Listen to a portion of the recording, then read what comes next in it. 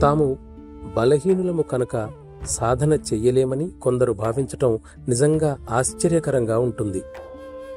యథార్థానికి వారు బలహీనులు కారు. ఒక మహాత్ముడికి ఎటువంటి శక్తి, ఆత్మబలము ఉంటాయో వాటినే సామాన్య మానవుడు కూడా కలిగి ఉంటాడు. వారి మధ్య గల ఒకే ఒక భేదమేమిటంటే, మహాత్ముడు తన చుట్టూ ఉన్న ఆవరణను ఛేదించుకుని ఉండగా, సామాన్యుడు పట్టుపురుగు తన గూటిలో బందీ అయి ఉండే విధంగా ఉంటాడు. ఈ ఆవరణలను తొలగించుకోవాలని అతడు దృఢంగా నిర్ణయించుకున్నట్లయితే అతడిని భూమి మీద ఏ శక్తి ఆపలేదు. మానవుని ఆధ్యాత్మిక అభివృద్ధికి కావలసింది దృఢ సంకల్పం మాత్రమే. అది ఉన్నప్పుడు గమ్యం కనుచూపు మేరలో ఉంటుంది.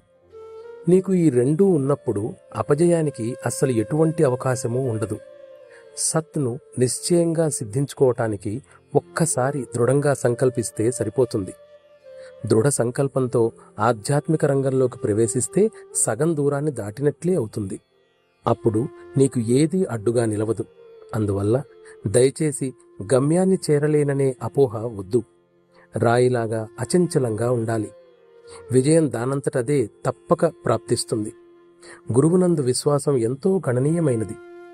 తన స్వంత ఆవరణలను ఛేదించుకుని ఆధ్యాత్మిక పదంలో ఇతరులకు సహాయ సహకారాలు ఇవ్వటానికి ప్రాణాహుతి శక్తిని కలవాడు మాత్రమే సమర్థుడైన మార్గదర్శి కాగలడని ఈ సందర్భంలో నీవు గుర్తుంచుకోవాలి.